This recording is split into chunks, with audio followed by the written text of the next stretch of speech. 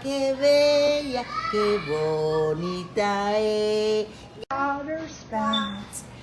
Down came the rain and look, what did he do? He whooshed the spider out and out come the sun and dried up all the rain. So the itsy bitsy spider went up the spout again.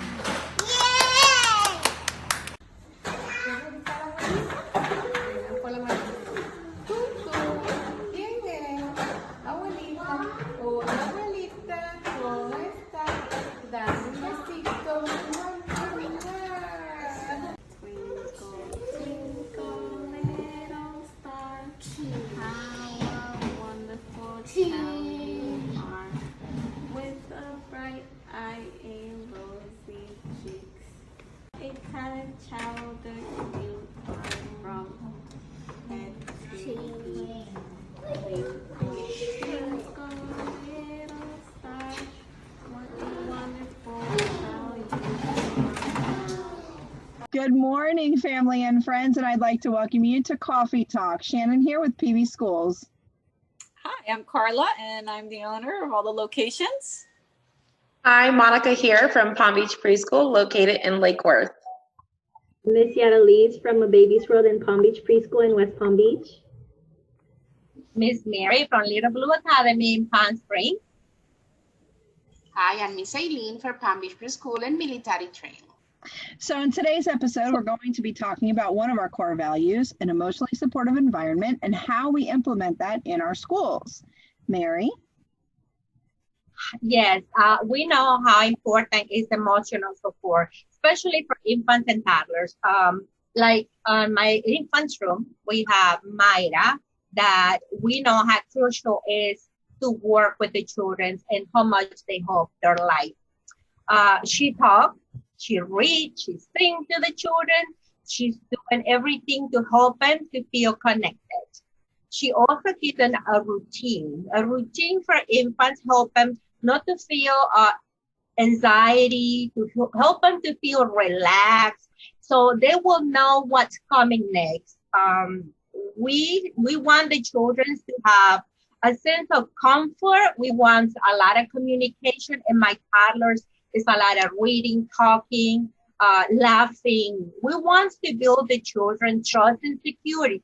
We know about building down the source of security. We have the foundation to feel secure for the rest of the life. So infants and toddlers is really special to have the connection with the caregiver like Mayra and Lourdes. They're beautiful and doing their job. Parents are very happy. We know that we're building something really good for the children for their future.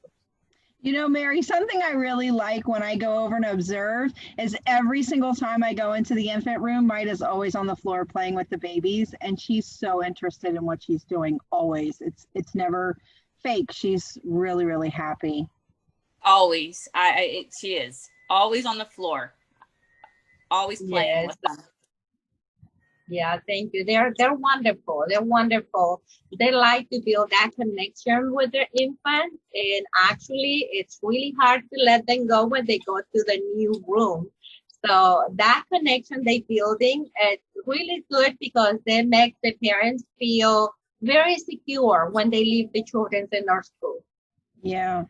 I know a lot of times we like to implement the I love you rituals in the infants and toddlers, and sometimes you think it's kind of hard to do, but I know a lot of times I've seen them do it during diaper changing, which is absolutely adorable because it just kind of makes things special. It gives them their own little time to have that eye contact and that smiling, and it brings a lot of as Becky Bailey would say, joy juice to that infant. Yeah. Even with the toddlers, as young as the toddlers, because when I do the I love you rituals with the toddlers, even though there's not much difference from the infants to the toddlers, they remember, and every time they see me, they put their little hand out waiting for me to do the I love you ritual with them. And even with the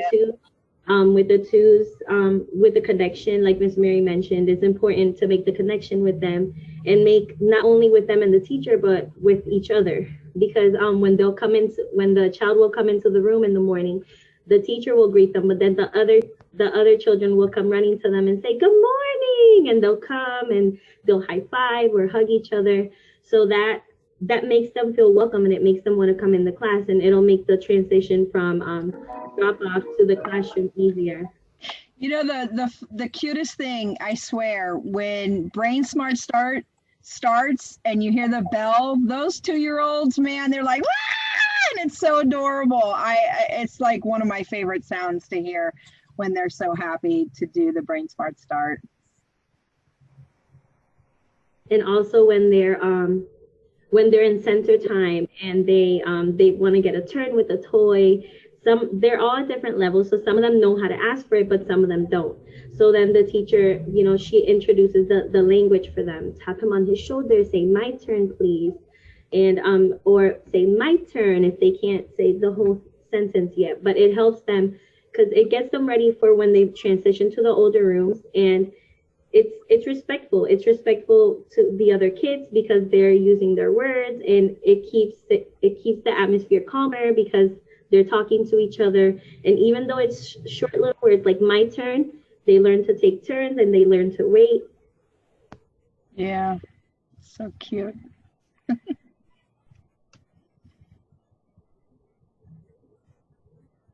I know when Madison was there in the preschool ages, she definitely picked up on it, down from her being an infant all the way to pre-K and everything.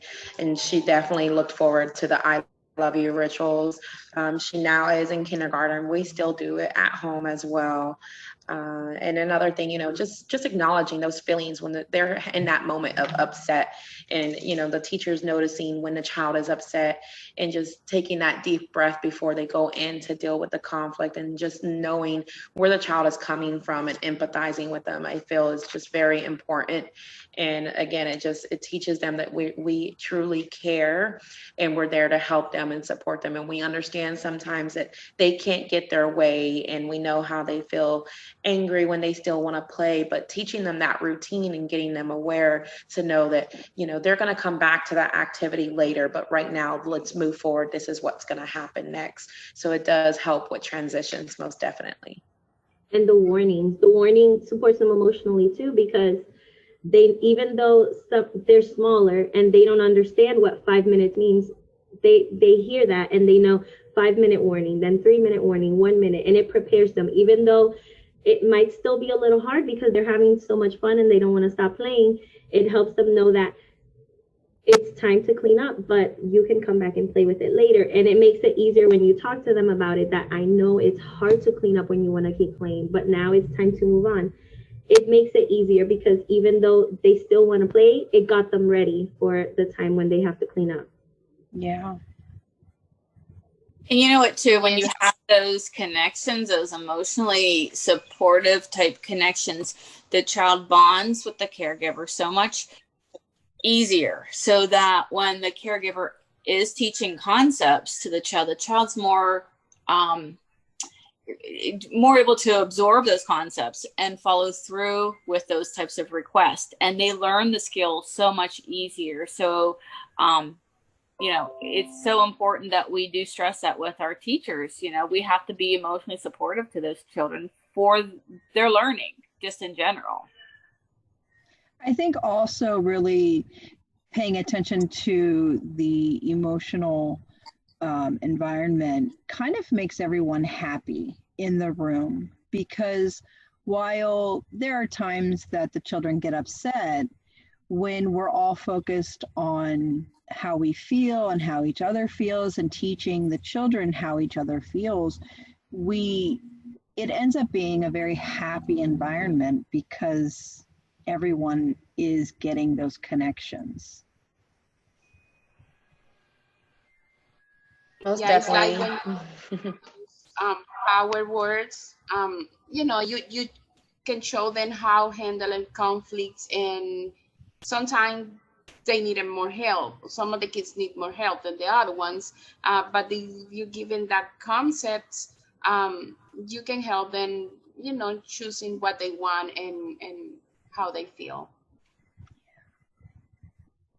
Yeah, I know. Oh, sorry. I know with the pre-K kids, when they're angry, or they say, "Was I bad today? Was I bad?" I don't hear that anymore. You don't get that much often because we are teaching them, it's okay to be angry. It's okay to be that way. It's okay to feel that way. But how do you, manage your emotions in an appropriate manner that it's okay to feel that way?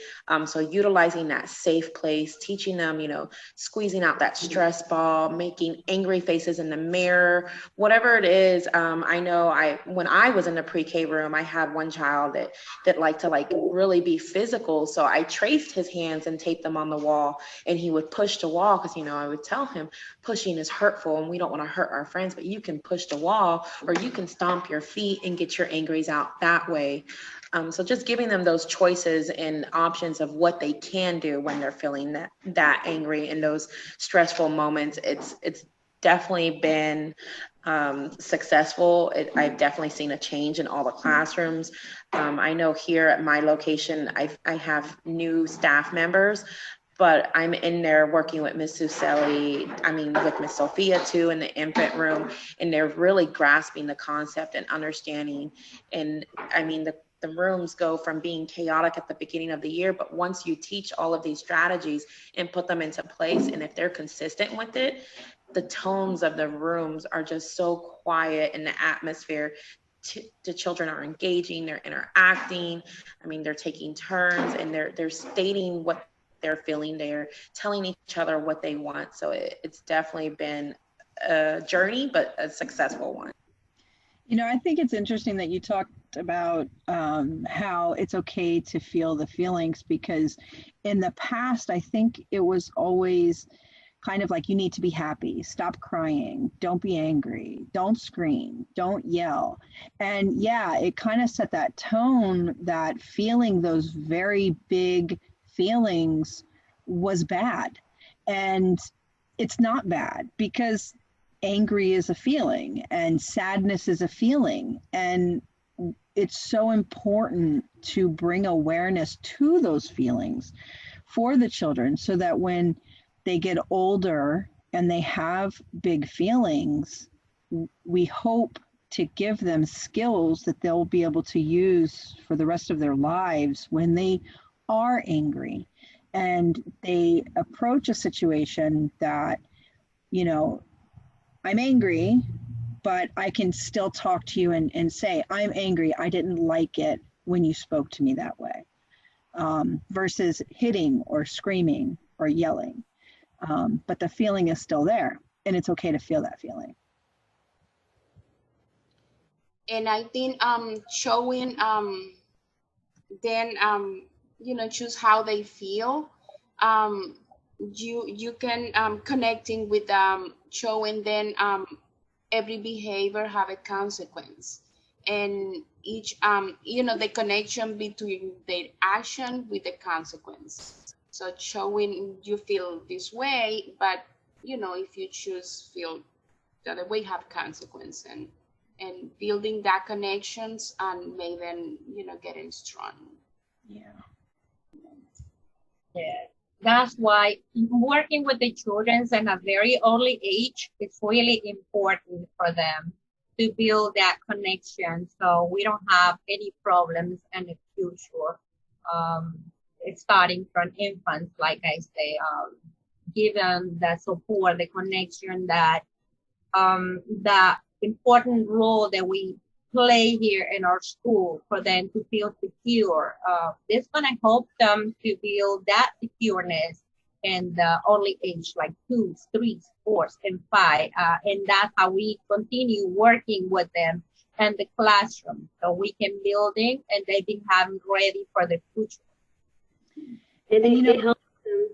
It helps them with how to treat other children too, because even in the toddlers, when they do baby house circle time, it teaches them that babies are little, they have to be gentle. So you'll see them, they'll say gentle and gentle because they learn it, and they learn how to name it.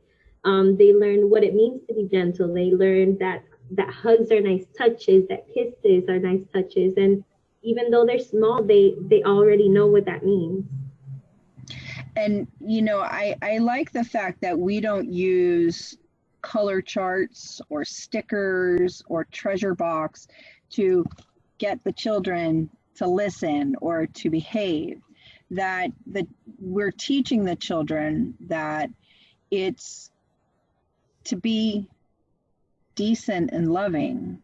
We take into considerations what our actions are to other people. And it's a sense of responsibility that we're teaching them at such a young age.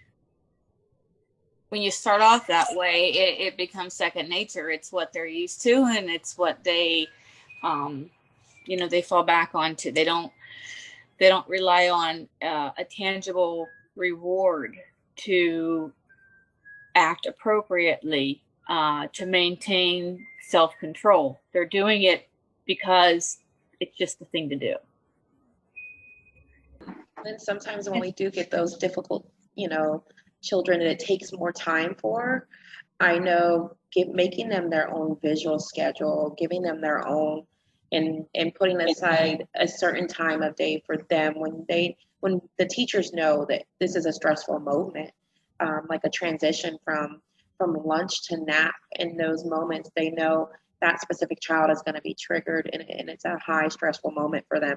So putting aside that space for them and doing a individual I love you ritual one-on-one with that child on an everyday basis at the same time every day, it prepares them, and they're no longer, you know, not fighting to do it, but they're more willing to say, okay, I'm ready to move on to the next activity.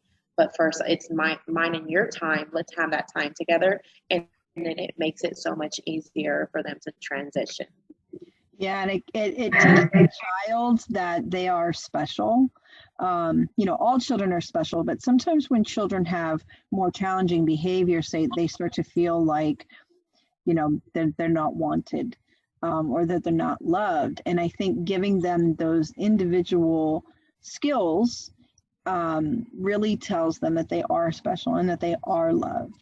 I've heard adults say, oh, well, he just wants attention. And, you know, I just wondered to myself, well, you know, what's wrong with that? Everybody wants attention. You know, it's love.